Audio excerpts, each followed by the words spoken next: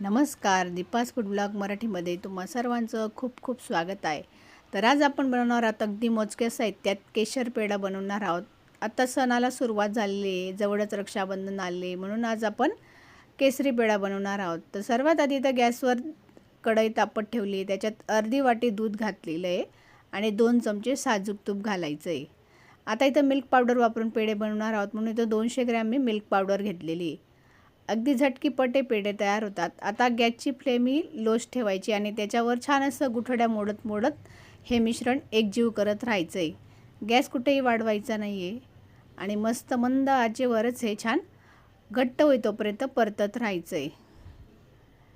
तर आता इथं तुमच्याकडे जर केसर असेल ना, थोडंसं कोमट दुधात केसर भिजवायला घाला, म्हणजे आपल्या इथं दूध टाकल्यानंतर केसरी पेढा तयार होतो. पण माझ्याकडे ना केसर नव्हतं म्हणून मी इथं खाण्याचा रंग वापरलेला आहे. याच्यामुळे चव वगैरे अजिबात बदलत नाही, जशी चव असते ना तशीच पेढ्याची लागते. तर आता इथं दूध घातल्यानंतर छान याला एकजीव करत राहायचं आहे आणि व्यवस्थित त्याचा छान असा घट्टसर गोळा होईतोपर्यंत परतत राहायचं आहे. आता इथं मिल्क पावडर घातली म्हणून मी इथं 70 ग्रॅम साखर घेतलेली आहे. पिठी साखर घेतलेली आहे. पिठी साखर घातली ना पटकन हे मेल्ट होते पिठी साखर आणि आपलं मिश्रण व्हायला जास्त वेळही नाही लागत. अगदी झटकीपटी रेसिपी आहे. एवढा बाहेरचा दुकानावरचा महागडा पेढा आणण्यापेक्षा आपण घरीच हा पेढा बनवू शकतो. तर आता मिश्रण छान असं गोळा तयार झालेला आहे, तुम्ही पाहू शकता. आता याला थोडं ना 15 ते 20 मिनटं गार करून घ्यायचं आहे.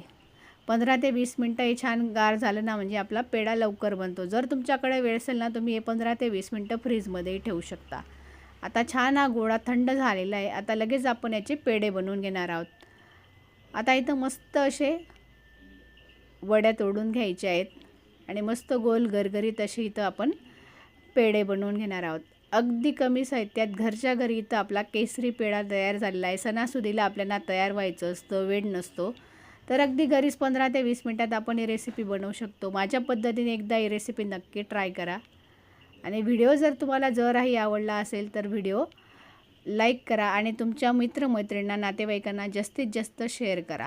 तर मस्त इथं आपला केशरी पेढा तयार झालेला आहे. अगदी दुकानावर मिळतो ना त्याच्यापेक्षाही भारी कमी खर्चात आपला इथं केसरी पेढा तयार झालेला आहे.